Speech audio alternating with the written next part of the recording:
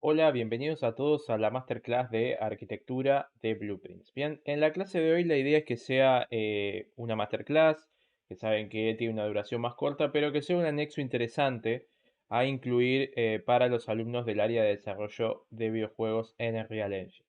Bien, lo que vamos a ver hoy básicamente en realidad es un spin-off de una clase que está en la plataforma de la comunidad de Real, ¿bien?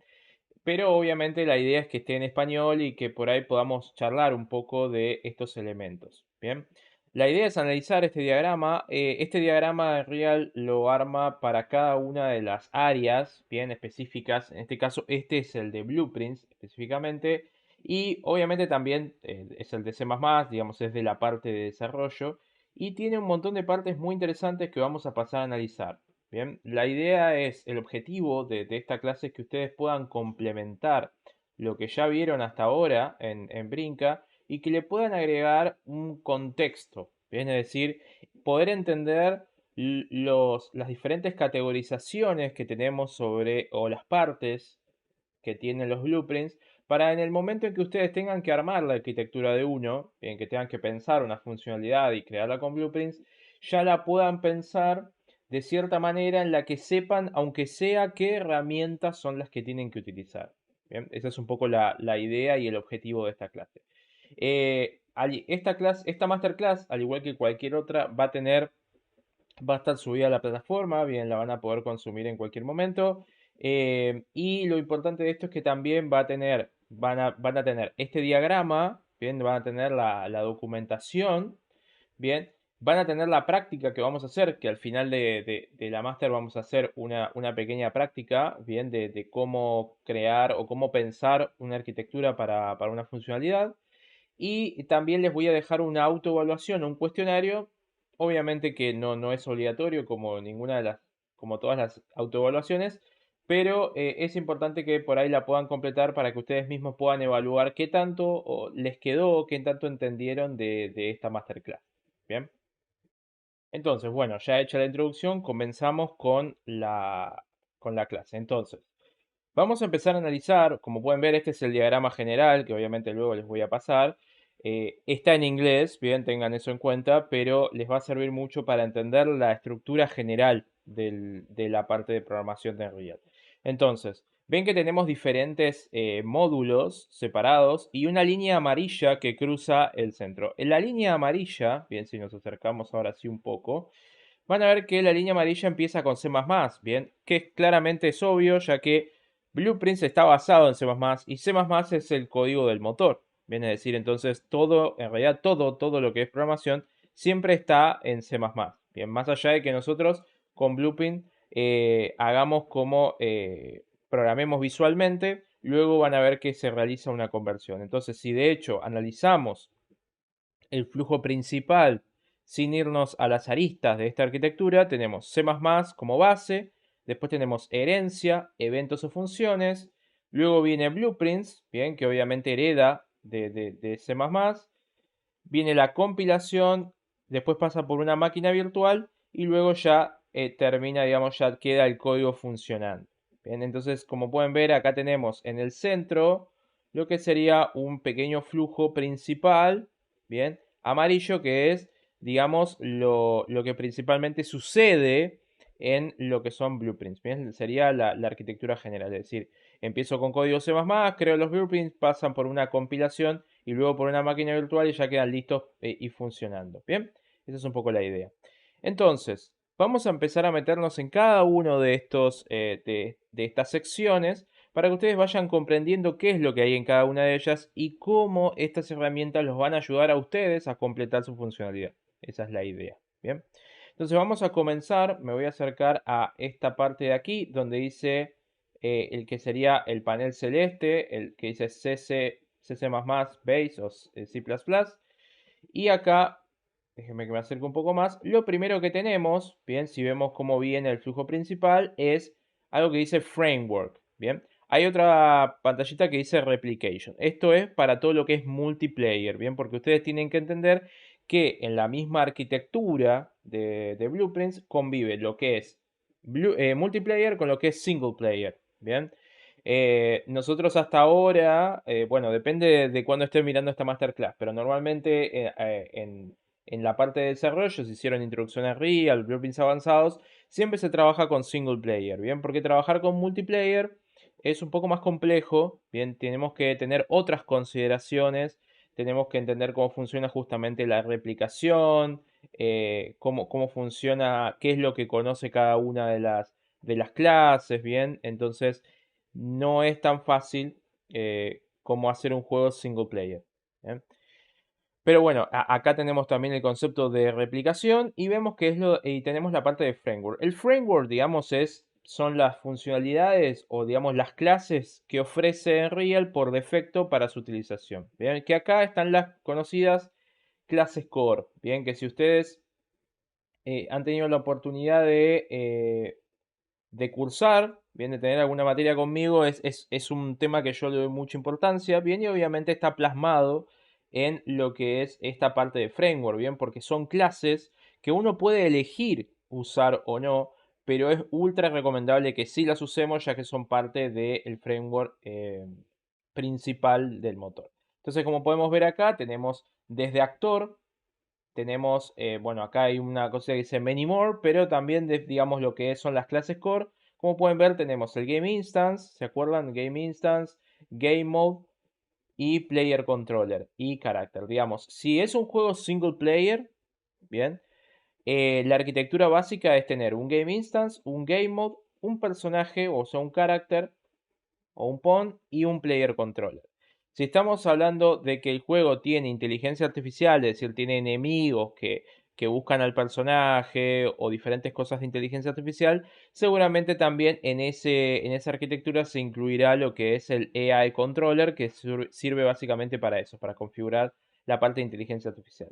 Si estamos haciendo un juego multiplayer, bien, acá ya empiezan a jugar otras clases que son el player state, el game state y el espectador o el spectator. Bien, esas pocas clases son las que se unen, ya que aunque hagamos single player o multiplayer, las principales que son Game Instant, Game Mode, Player Controller y Character normalmente se utilizan siempre, más allá de que sea single player o multiplayer. Bien, pero bueno, esta es la arquitectura básica de lo que son las clases core y del framework de Blueprints. Bien, luego vamos a ir a la parte inferior. Bien, quiero alejarme un poco para que lo puedan ver. Ven que si nosotros seguimos acá, también hay una parte que es la parte de Data Features. Bien, que aquí es donde nosotros cuando vamos a crear una funcionalidad tenemos que pensar, bien, cuál es la información que va a manejar nuestra funcionalidad.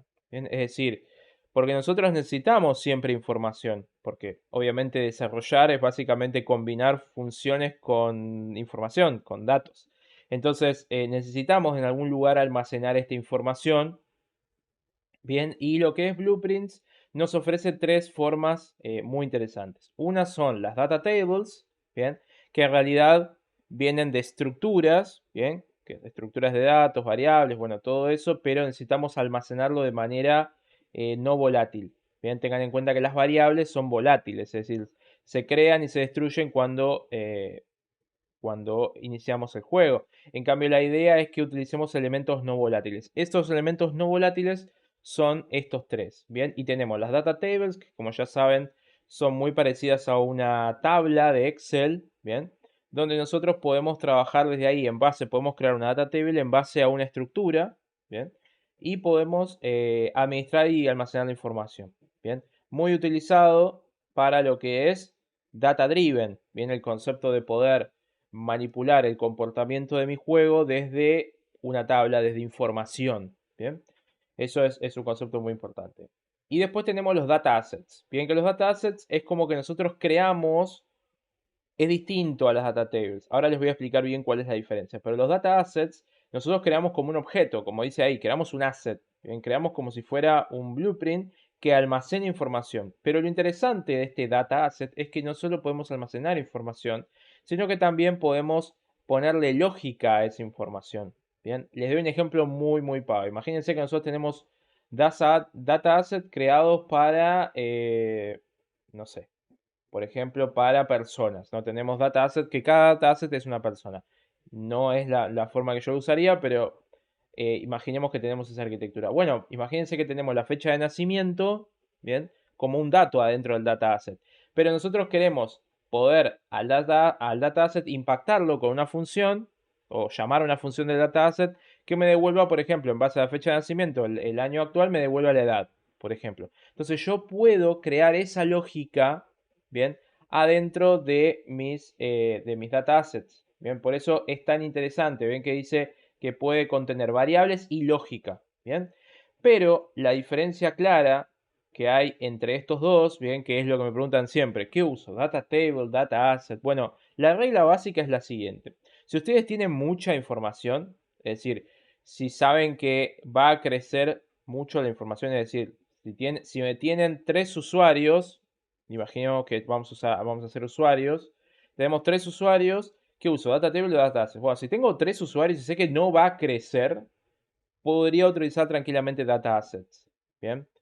Son más rápidos y tienen diferentes características, ¿bien?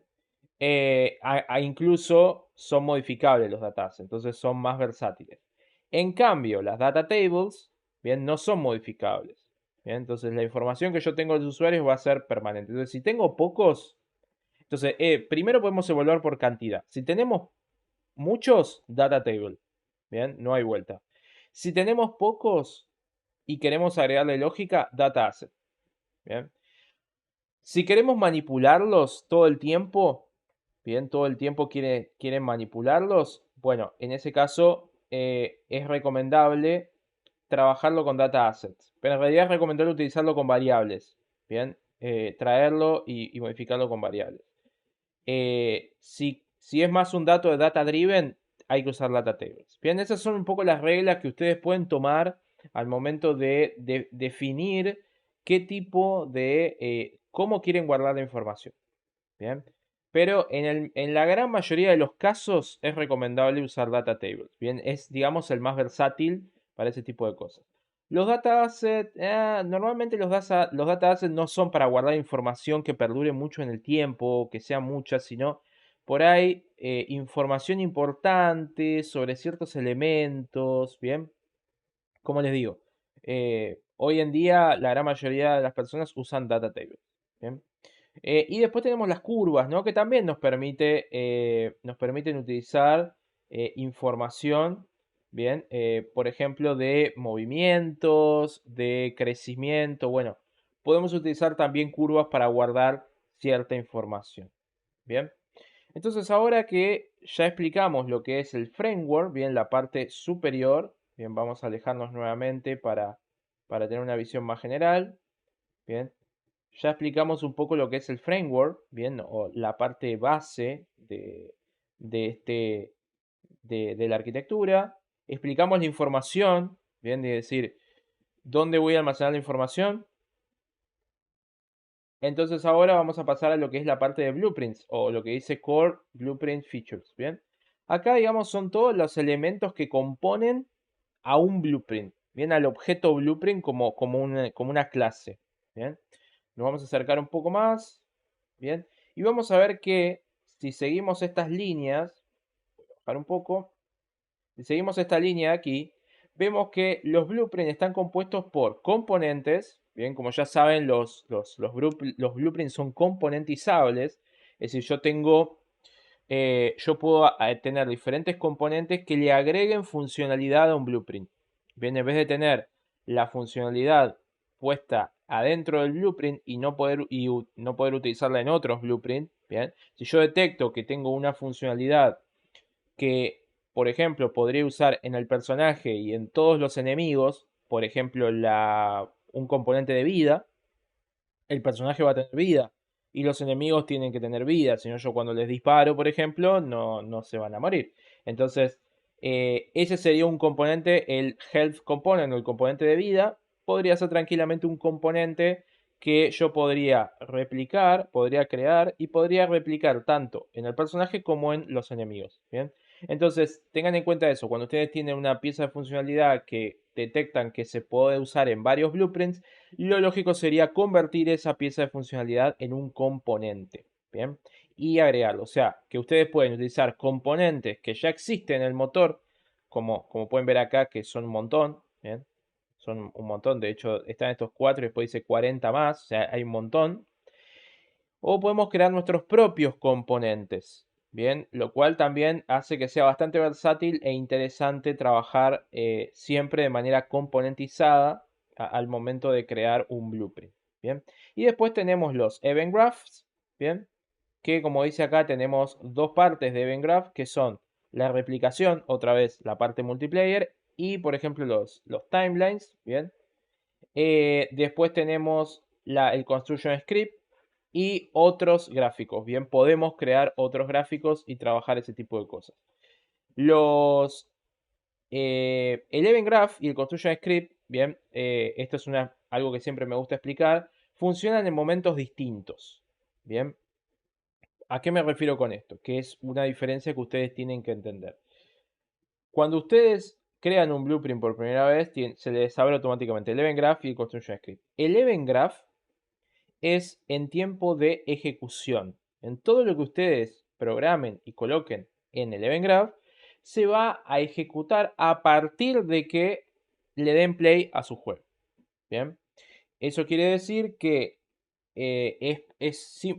por eso ustedes tienen el begin play, bien, que es cuando se inicia el juego, tienen el tick que funciona cada una determinada de tiempo, pero todo lo que tengan ahí, todo lo que creen en el Event Graph, se va a correr en tiempo de ejecución, cuando ustedes corran el juego o el proyecto, bien. En cambio, el Construction Script es una herramienta muy potente también. ¿Por qué? Porque en el Construction Script es en tiempo de compilación, es decir, es el momento en que yo estoy en el editor. Bien, entonces si yo quiero crear, por ejemplo, blueprints que sean más versátiles y que yo los pueda modificar mediante variables en el editor, bien, esto se usa mucho para herramientas, cuando yo estoy creando, imagínense que tengo que crear una plataforma, pero yo no sé cuánto va a tener la plataforma o quiero darle la versatilidad a un artista de que él pueda decir, bueno, no, esta plataforma tiene que ser más larga, tiene que ser más ancha. En vez de que él tenga que tocar o mover, digamos, la estructura del objeto, mucho más fácil le pongo variables. Entonces le digo, bueno, ¿cuánto querés que tenga de largo? Entonces pone tanto de largo. ¿Cuánto querés que tenga de ancho? Tanto. Entonces esa información va al construction script, o sea, el contenido de esas variables, y el construction script en el momento, o sea, en el editor van a ver que en tiempo de compilación, o sea, en el editor va a empezar a dimensionar el objeto. ¿Bien? Entonces, normalmente tengan en cuenta eso, ¿no? En qué momento corre cada uno de estos lugares, el Event Graph y Construction Script, y para qué les puede servir. El Construction Script normalmente se usa para eso, para configurar el propio blueprint en el momento que lo estamos trabajando en el editor. En cambio, el Event Graph son sucesos que van a pasar cuando esté el juego en ejecución. ¿Bien? Y después también tenemos Overgraph, es decir, o sea, el blueprint va a venir con un Event Graph, ¿bien? Pero ustedes pueden crear otros gráficos también, tienen esa versatilidad. A veces yo recomiendo no crear demasiados gráficos, ¿bien? A menos que tengan muchos blueprints en el, en el Event Graph principal. Pasa que a veces los Event Graph explotan de blueprints y por ahí nos conviene separarlo en diferentes gráficos. Yo les recomiendo que tengan todo en un solo gráfico. Bien, por más de que le quede grande, traten de que se vea ordenado, traten de poner muchos comentarios. Pero yo trataría de no tener demasiados gráficos porque eso no es que va a correr distinto, no es que va a afectar la performance, pero sí a nivel, digamos, de estético, no tanto estético, pero digamos a nivel de comprensión de código, tener muchos gráficos va a ser complicado. Bien, entonces ahí radica un poco el problema. Y bueno, y obviamente relacionado a todo lo que es un blueprint, tenemos otros elementos como son las variables, bien, que tienen todos los mismos tipos de variables que tienen, por ejemplo, en C++, los van a tener aquí, incluidos algunos más, como son las estructuras, bien, las enumeraciones, etc. Bien.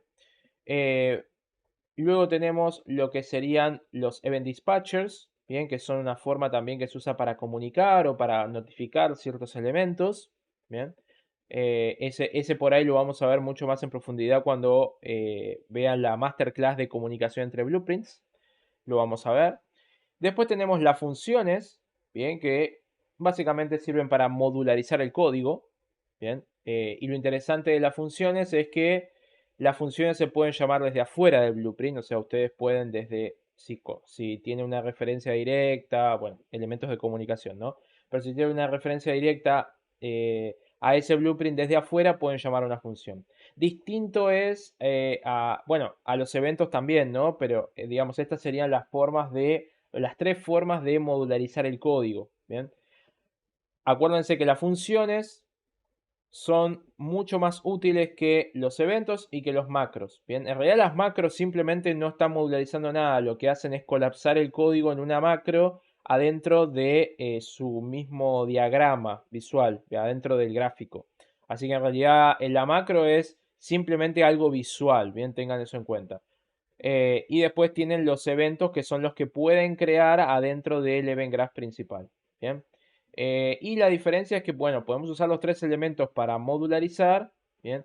Pero yo les recomiendo, siempre que puedan, dentro de lo posible, utilicen funciones. Bien. Tengan eventos. Bien, tengan eventos claros. Los eventos ayudan mucho a la claridad del código en los gráficos. Pero si tienen que modularizar funciones. Y si tienen que sí o sí usar elementos del gráfico que no pueden estar dentro de una función, un ejemplo muy claro de esto es el delay. ¿Vieron el delay que ponen delay tantos segundos? Bueno, el delay no se puede usar en funciones, no pueden usar delays adentro de funciones. En cambio, adentro del gráfico y adentro de las macros, sí. Bien, así que tengan eso en cuenta. Bien. Así que ahí en esa parte ya analizamos lo que serían los componentes y los elementos base de Blueprint, bien, que sería este panel verde de aquí. Ahora vamos a bajar, bien, y vamos a ir a lo que se llaman las additional features, bien, que van a ver que acá hay cosas bastante interesantes. Me voy a acercar un poco más, bien, y vamos a ver que en los elementos adicionales tenemos los child actors, bien, que los child actor básicamente, como dice ahí, nos permiten armar una jerarquía, bien, siempre utilizan dentro de lo posible jerarquía, es decir, si ustedes tienen el concepto de arma, bien, no utilicen el blueprint arma y ahí creen la pistola, la escopeta, todo el código en un mismo actor, en un mismo blueprint, bien, eso es para nada recomendable, bien, porque lo que se pierde con eso es la escalabilidad, que es un concepto muy importante a la hora de pensar la arquitectura de un desarrollo. Entonces siempre traten de usar child actors, ¿bien? Es decir, que tengan clases core o clases base y después desde esa clase base puedan ir generando la jerarquía. Entonces, el claro ejemplo de esto es siempre la arquitectura de las armas, ¿no? Donde ustedes van a tener arma base, ¿bien? Y después van a generar, por ejemplo, pueden generar dos tipos de dos hijos de esa clase base que sea, por ejemplo, armas sin proyectil y armas con proyectil, por ejemplo. Y en armas con proyectil pueden tener un lanzagranadas, pueden tener un lanzamisiles. Viene a decir que tienen un proyectil, tienen un elemento que sale del arma, bien, y que viaja a través del nivel.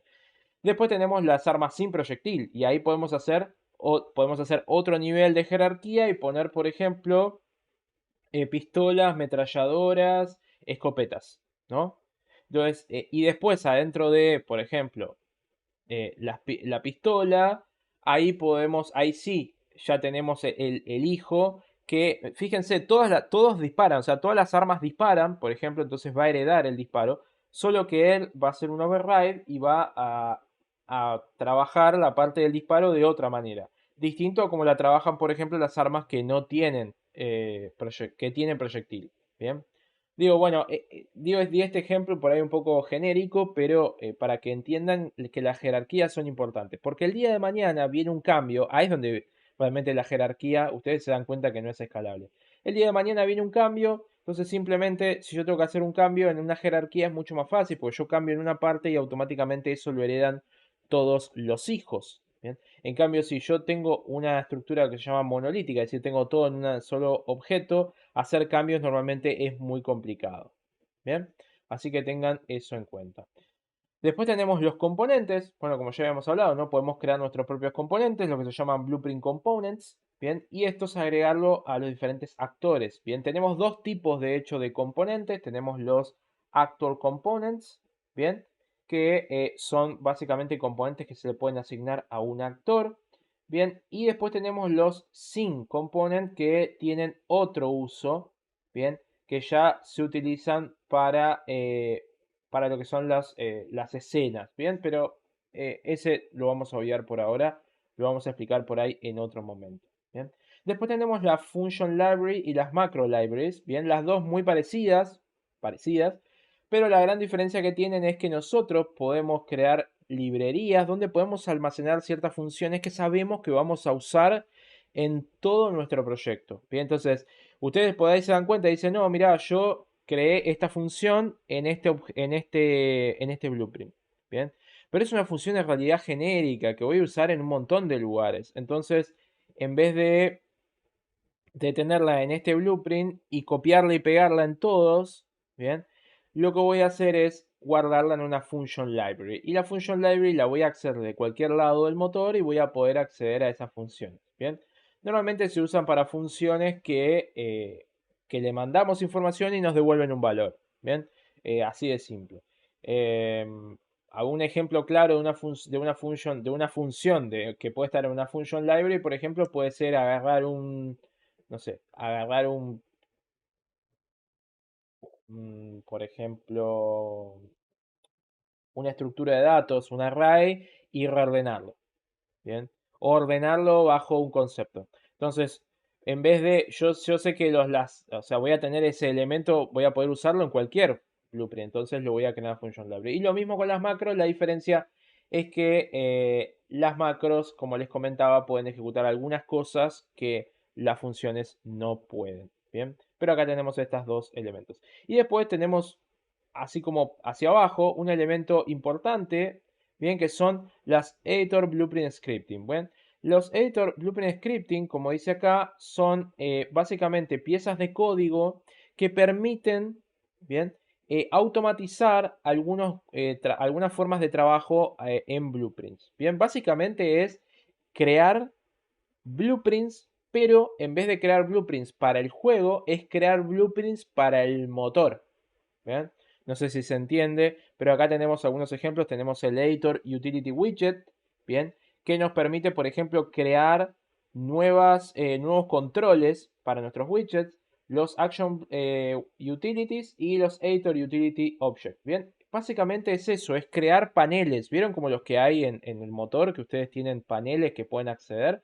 Bueno, ustedes pueden crear sus propios paneles con funcionalidad bien útil y agregarlo al motor de Unreal. Bien, tengan en cuenta que obviamente esto lo tendrían que compartir para otros proyectos, bien, esto es propio de cada proyecto. Entonces, no es que se agrega automáticamente al motor para siempre, sino que la persona con la que estén trabajando al lado le tienen que pasar estas editor blueprint scripting, porque si no, no lo van a tener. Pero bueno, tengan en cuenta que también ustedes pueden crear sus propias funcionalidades en el motor. Bien, este es como digamos, otra perspectiva de verlo, ¿no? O sea, los blueprints no solamente como una herramienta para crear funcionalidades en un juego, sino también para crear funcionalidades para el motor de Unreal. Bien, como si fuera un mod para un juego, algo así. Después, bueno, tenemos acá lo que es Profiling and Debugging. Bien, que son todas las herramientas, esperen que me voy a acercar, son todas las herramientas que ustedes tienen para trabajar, bien, para poder debuguear y corregir errores que puedan encontrar en sus blueprints. Bien, esta parte es muy, muy importante porque me ha pasado que me he encontrado con personas que por ahí se trababan, bien, por el hecho de que hay algo que no le funcionaba, pero no sabían debuguear los blueprints y así arreglarlos, ¿no? Entonces tenemos los print notes, bien los print string, que son muy utilizados para poder imprimir en pantalla lo que está sucediendo. El Logic Visualizer, que básicamente nos permite seleccionar un blueprint en tiempo de ejecución y vemos cómo se mueve el flujo. Bien, a ver, esperen, me voy a acercar un poco más y para que puedan ver la imagen. Bien, ¿Ven? Aparecen como estos puntitos de colores, bien en el flujo, para que ustedes vean a ver dónde está impactando, dónde está yendo el flujo de mi blueprint, ¿bien? Después tenemos, bueno, lo que es el blueprint debugger, donde podemos hacer botón derecho sobre cualquier blueprint, hacer botón derecho y poner eh, breakpoint, agregar breakpoints o puntos de corte. Y van a ver que cuando corran el juego va a ir ahí y va a parar ahí y ustedes van a poder ver el contenido de las variables, parándose sobre los nodos, van a poder ver cómo está funcionando. Después tienen el Blueprint Watcher, que no muchos lo utilizan, pero es bastante útil. Pueden hacer botón derecho sobre un blueprint y poner Watch. Y lo que les va a hacer es, le va a mostrar en tiempo de ejecución qué variable hay ahí. Bien. Después tienen el Visual Logger, bien, donde pueden detectar cómo funcionan los actores y las variables. Session Frontend, bien, y Automatic Testing, donde pueden generar scripts para hacer pruebas automatizadas de su código. Bien, muy interesante. Bien, no todas estas herramientas son muy utilizadas, pero tengan en cuenta que es importante también tener las herramientas para poder trabajar, bien, y entender sus blueprints. Bien, y corregir errores, principalmente, que normalmente surgen muchos. Después tenemos lo que es el Visual Scripter Workflow, o lo que se llaman los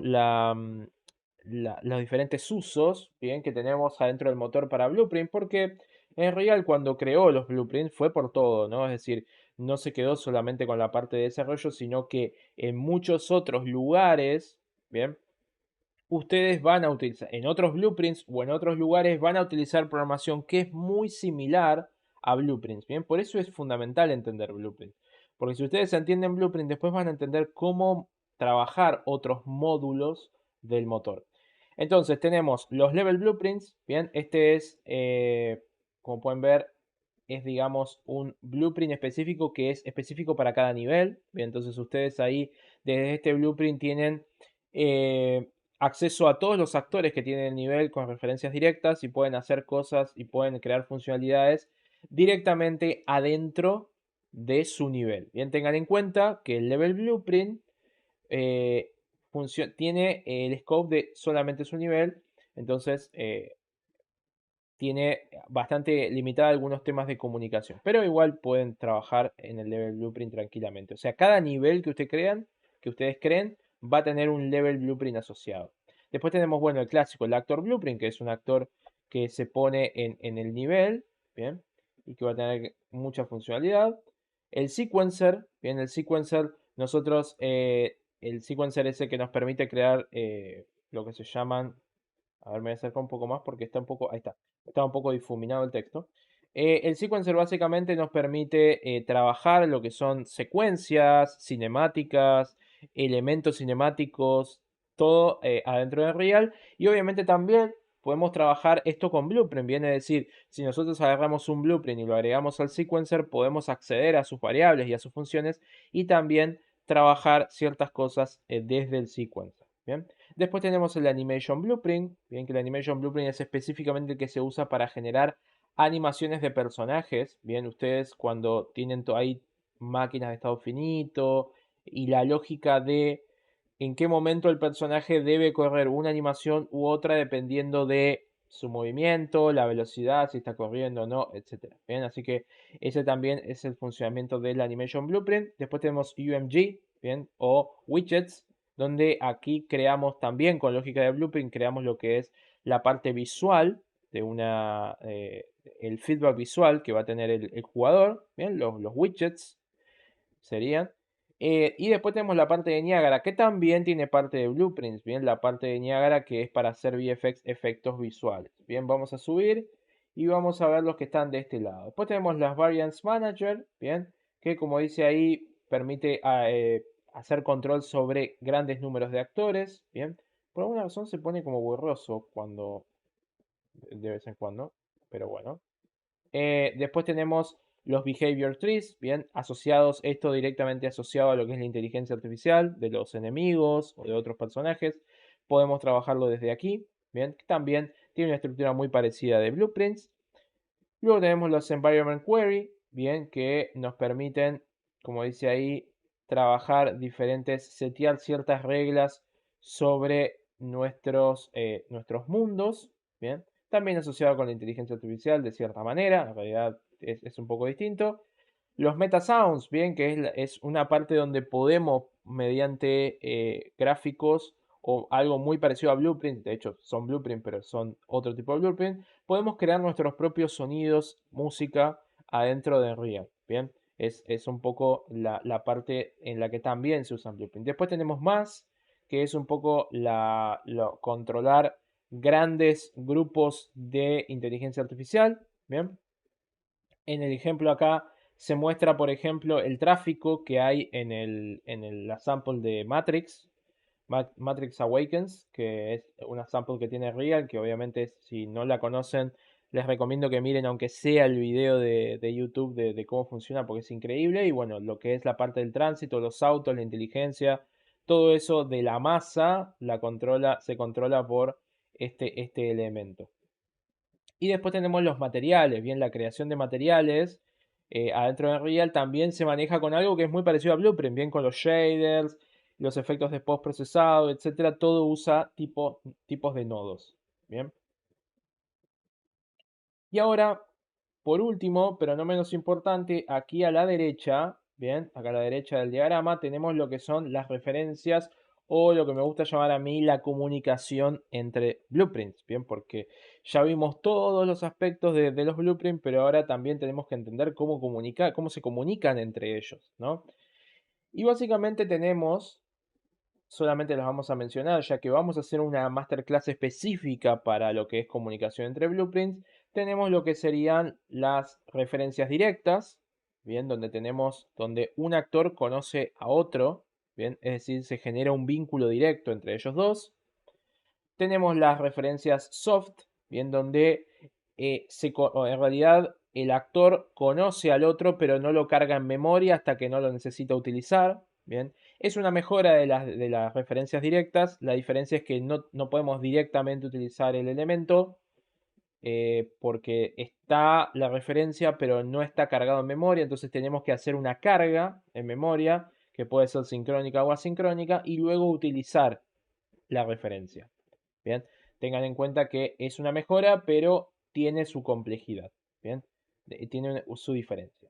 Después tenemos herencia. Bueno, como les comentaba, la herencia también es una forma de comunicar blueprint, ya que el padre es un blueprint, el hijo es otro blueprint, y nosotros por medio de herencia también podemos generar esa comunicación de que, por ejemplo, el hijo ya corra funciones del padre porque hereda las funciones de él. ¿Bien? Después tenemos otra muy utilizada, bien, que es el casting.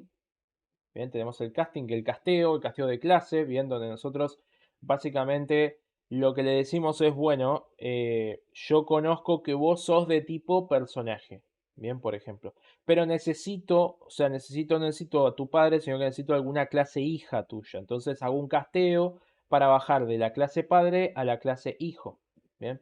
Entonces, por ejemplo, les doy un ejemplo claro, si yo tengo una funcionalidad en el personaje tercera persona, yo puedo obtener el personaje con getPlayerCharacter, que es una función que está accesible desde cualquier lado, pero eso me va a traer al personaje, al padre, no me va a traer al personaje tercera persona. Entonces ahí yo tengo que castear al personaje tercera persona y ahí voy a generar la referencia directa para poder llamar a alguna función que me interese de ese personaje tercera persona.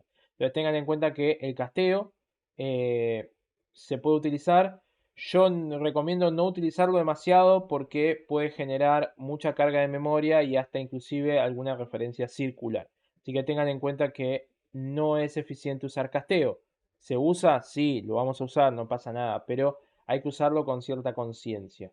Bien, que cuando nos concentremos en los diferentes medios de comunicación entre blueprints, vamos a charlar también de cuáles son los más performantes y los menos performantes, ¿bien? Y van a ver que en realidad el más performante de todos siempre son las interfaces, ¿bien? Que es el que está aquí, donde nosotros lo que hacemos básicamente es conectar un blueprint en el medio entre dos clases, ¿bien? Para que no se conozcan entre sí. Es decir, que se conozcan a través de la interfaz, ¿bien? No me voy a meter tanto en profundidad, pero esa es, como les decía, una de las más eficientes. Bueno, después tenemos C++, bien, obviamente también podemos desde Blueprint crear código C++, bien, ya sea crear clases en C++ que podamos implementar en Blueprints, bien, o directamente crear componentes cerrados adentro de C++ y comunicarlos, bien. Entonces, tengan en cuenta que también se puede utilizar C++ como medio de comunicación. Y después tenemos el último, pero no menos importante, el que es el Event Dispatcher. Bien, el Event Dispatcher, creo que lo había mencionado allá arriba, es una forma de comunicar blueprints, pero es un poco distinto, porque el Event Dispatcher lo que hace es como tirar una señal, bien, como decir, bueno, está sucediendo esto, entonces si tenemos del otro lado a alguien que recibe esa señal, que la agarra en el aire y la ejecuta, vamos a tener una comunicación. Entonces, Event Dispatcher tiene eso, se usa normalmente para estos eventos que suceden en el juego, que no sabemos bien por ahí a dónde van a ir, pero los podemos lanzar e incluso que varios blueprints puedan tomar el mismo mensaje. Bien, tengan eso en cuenta, pero como les digo, todo esto se va a ver mucho más en profundidad en lo que va a ser la masterclass de comunicación entre blueprints. Bien. Así que ahí más o menos, ahora me voy a alejar, analizamos la arquitectura general, bien, o analizamos este diagrama general de, como pueden ver ya pasamos por todas las áreas, bien, este diagrama general de blueprints en Unreal. Lo que vamos a hacer ahora es, les voy a mostrar, o sea, como un poquito de chapa, ¿no? Cómo es el proceso, por lo menos el que yo utilizo, ¿bien? O el que recomiendo utilizar al momento de crear una funcionalidad o de crear una arquitectura, ¿bien? Porque en realidad hay muchas formas, ¿bien? Y me pasa mucho que mis alumnos me dicen, che, pero está buenísimo esto, pero yo ahora que veo todo esto sé un poco qué herramientas puedo utilizar. Pero necesito para que o todos necesitamos que para que un blueprint sea evolutivo, bien, o sea escalable, necesitamos primero generar una documentación o generar un diagrama que me permita a mí entender cómo va a ser la arquitectura. Y no solo que la entienda yo, sino que la entienda todo el equipo. ¿Bien? Porque cuando el equipo entiende cómo está hecha una funcionalidad, existe la posibilidad de que nos ayuden a mejorarla. ¿Bien? Que venga alguien y nos diga, che, mirá, pero vos lo pensaste así, si lo hacemos así, o mirá, hay que agregarle esto. Entonces, cuando yo le quiero agregar algo, ya lo tengo desmembrada, la arquitectura en diferentes partes y puedo pensarla y puedo trabajarla. ¿Bien? Entonces, yo les voy a recomendar una forma que yo utilizo mucho, que es generar estos diagramas para crear una funcionalidad y dejarlos documentados en un lugar para luego si viene un cambio o lo tengo que escalar o tengo que cambiar algo, simplemente lo cambio rápidamente en el gráfico para que quede registro de ese cambio y para que ver cómo eso va a impactar el resto de la arquitectura. Bien, entonces eso les va a dar a ustedes visibilidad, bien, escalabilidad y les va a permitir mejorar, hacer lo que se llama la mejora continua o la iteración continua, que es decir, yo creo la funcionalidad así como la pensé la primera vez, de acuerdo a este diagrama que ahora vamos a ver, y luego la puedo iterar, la pruebo, me fijo cómo funciona.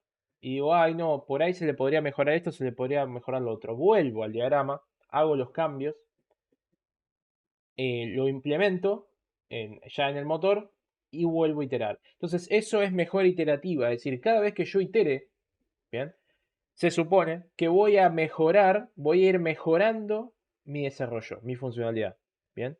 Entonces esas tres cosas ténganlas siempre en cuenta y que son muy importantes. Entonces ahora les voy a compartir un pequeño ejercicio, bien, que yo hago normalmente, bien, que es, vamos a pensar una funcionalidad. La funcionalidad que vamos a tomar como ejemplo, bien, bueno, primero, estoy usando Miro, bien, estoy usando Miro, la versión gratuita, que creo que permite hasta tres diagramas, si no me equivoco.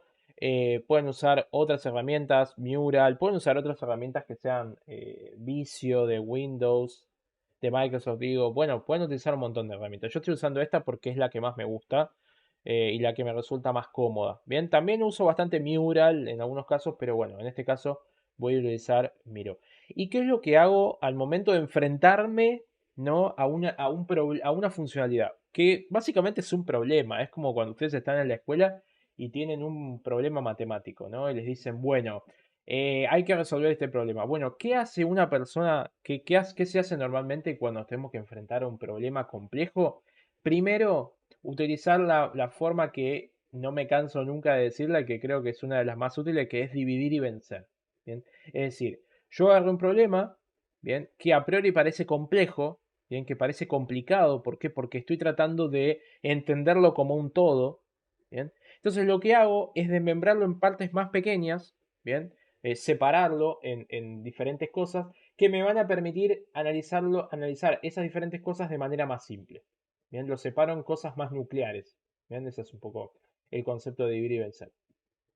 Entonces, ¿qué es lo primero que voy a hacer? Imagínense, yo tengo que crear un inventario, ¿no? Tengo que hacer un inventario adentro de Unreal. Bien, más allá de que ustedes nunca, sea la primera vez que agarraron el Real, ustedes mínimamente me imagino que saben cómo funciona un inventario. Pero básicamente un inventario es un espacio donde yo tengo un montón de ítems o de objetos que puedo utilizar, recolectar, ¿bien? Que voy a recolectar en mi juego, que voy a almacenar en ese lugar. Ese es el inventario, ¿bien?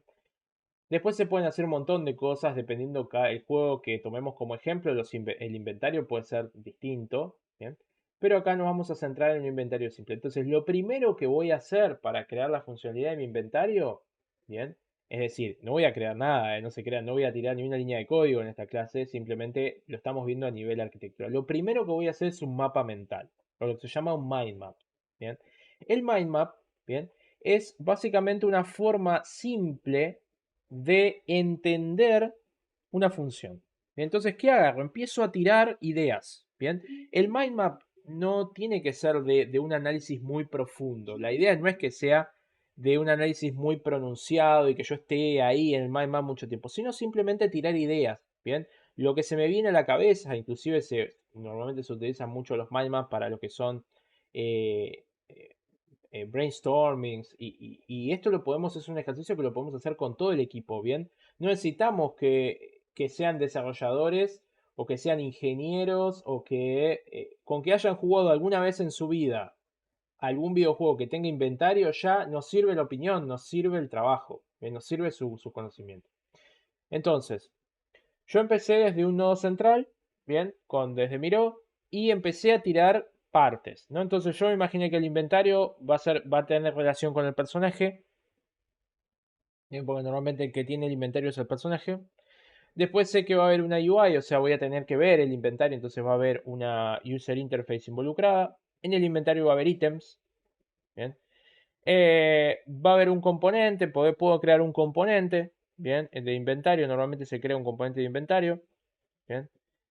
Porque puede pasar que yo tenga varios personajes. Entonces, si tengo varios personajes, lo más probable es que los personajes todos tengan inventario.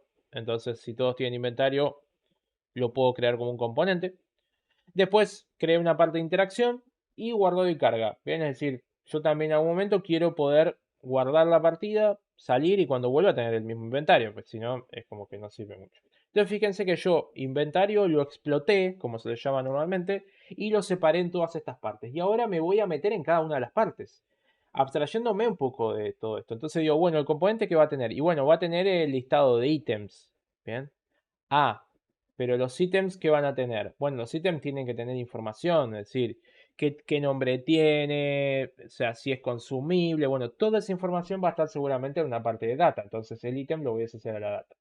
Y probablemente el listado de ítems sea un listado de ítems, o sea, de la data. Entonces creé esta línea punteada. ¿Bien? Bien, entonces ya ahí vi lo que va a tener el componente y lo que va a tener los ítems. Después, bueno, en la UI seguramente voy a crear, bien, un inventario. Entonces voy a poner inventario visual. Bien, que me faltó. Entonces lo voy a poner de este lado. Inventario visual.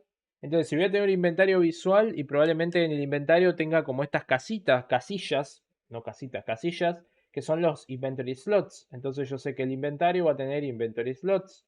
Entonces puedo relacionar este con este directamente. Y cada inventory slot que va a tener, y va a tener un ítem. Bien. Entonces generé esta relación aquí. Bien. Y después, por último, pero no menos importante, cuando estuve analizando la parte de interacción, es un poco, bueno, a ver, ¿qué va a hacer el inventario? ¿Qué se va a poder hacer el inventario? Bueno, se va a poder agregar un ítem, se va a poder eliminar un ítem, se van a poder mover los ítems en el inventario y se va a poder apretar un botón que los ordene. Digo, no sé, es lo que se me ocurre. Pero bueno, y después seguramente el personaje va a tener este componente. Entonces ahí generé esta relación punteada de aquí. Y ya con eso está mi mapa mental, ¿bien? Me tomó nada, me tomó hacer esto, me tomó 5 minutos. Bien, pero lo interesante de esto no es el tiempo que toma, sino que podamos plasmar todas las ideas que tenemos, todo lo que tenemos en la cabeza, poder tirarlo ahí. Bien, por más de que después el ordenar no exista, no hagamos ordenar en el inventario, digo, no lo agreguemos. Entonces, eso ténganlo en cuenta de que es más básicamente un trabajo de agarrar todo lo que yo tengo en la cabeza y todo lo que se le ocurre al equipo y tirarlo ahí, relacionarlo y luego sí, en algún punto, analizarlo. Entonces, una vez que ya lo tenemos, imaginemos que ya lo tenemos creado, vamos a trabajar lo que es el análisis. Ahora sí, vamos a empezar a bajar esto a una arquitectura. Bien. Para bajar esto a una arquitectura, tenemos que saber las herramientas que tenemos. Bien, o sea, es decir, tenemos que haber visto muy en profundidad, bien, lo anterior, haber trabajado con Blueprint, entender qué es lo que ofrece Blueprint para poder bajar esto a una arquitectura. Bien, acá sí ya necesitan, ya esto no lo puede, o sea, esta bajada no la puede hacer una persona que no sepa desarrollar o una persona que no sepa Blueprint. Acá sí necesitan de una persona, de un especialista. Por eso normalmente estos mind maps o mapas mentales se hacen con todo el equipo. Bien, o sea, todo el equipo aporta game designer, artistas, personas que sean tester que hayan jugado muchos videojuegos, lo que sea, todo el equipo puede ayudar en el mapa mental. Ahora, ya en la próxima etapa, ya necesitamos una persona que sepa de blueprints y que sepa de arquitectura de blueprints. ¿Bien? Es decir, que se haya estudiado por ahí el anterior, vieron el diagramita anterior, que sepa a grandes rasgos todo lo que cómo convertir todos estos elementos que son ideas, ahora sí bajarlo a una arquitectura. Bien. En mi caso, por suerte, yo tengo esos conocimientos. Entonces, acá abajo armé lo que se llama la arquitectura general en Blueprints del inventario. Entonces puse inventario Blueprints y empecé a armar ya hablando de clases, ¿no? Ya metiéndome en tema clases, herencia, etc. Bien. Entonces, voy a tener al personaje o al carácter. Bien. Vean que lo hago en inglés, no es que lo hago en inglés porque sí, lo hice en inglés por el hecho de que las clases se llaman así. Bien. Entonces, por eso lo trabajé todo en inglés. Aunque el título está en español, pero no importa. Entonces tengo el personaje, los widgets, los componentes, las clases core y la data. Bien, todo eso sacado de acá. Bien. Fíjense que no respeta los mismos colores. Bien, tengan eso en cuenta. O sea, lo aclaro porque acá la data es azul y acá es roja. Si quieren lo pueden hacer con los mismos colores. Sería interesante que esté con los mismos colores por ahí para entender por ahí de dónde, para después poder relacionar y saber de dónde viene la idea, pero no es necesario. Entonces tenemos aquí lo que son los widgets. Bien, el carácter no tiene nada, en realidad yo no tengo que generar demasiado en el carácter, solamente voy a, porque lo que voy a hacer es agregarle la funcionalidad a través del componente. Sí voy a tener que generar algo en el carácter, por ejemplo cuando aprieto la letra I, que se abra el inventario, bueno, digo, eso lo voy a tener que hacer. Por eso está ahí el carácter, pero no necesito generar más nada que la lógica que vaya dentro del carácter. Por eso pongo carácter ahí y ya lo tengo referenciado. Después vienen los widgets. Bueno, ¿qué widgets? Ahora sí, ¿no? Ahora la UI tengo que convertirla en widgets. ¿Qué widgets voy a crear? Voy a crear dos, el WP inventario y WP item slot. Y la relación entre ellos dos va a generar al inventario. Bien. Como pueden ver, hay una línea punteada aquí. Después, ¿qué componente necesito? Bueno, el inventory component, el que le voy a agregar al personaje, por eso está esta relación aquí, que va a tener el listado de ítems. Bien. Luego las clases core. ¿Qué clases core voy a necesitar para mi inventario? Dos, nada más. Una es el player controller, que es la que voy a usar para comunicar, acuérdense, al character con los widgets. Bien. Es decir, en realidad lo que voy a hacer es conectar el inventory component con los widgets. Bien, entonces, si yo acá en el listado de ítem tengo 5 ítems, en el widget WP inventario y en los slots, debería tener 5 slots que están incluidos en mi inventario. Entonces se tiene todo el tiempo que comunicar esto con esto. Bien, ¿y cómo se van a comunicar? A través del player control.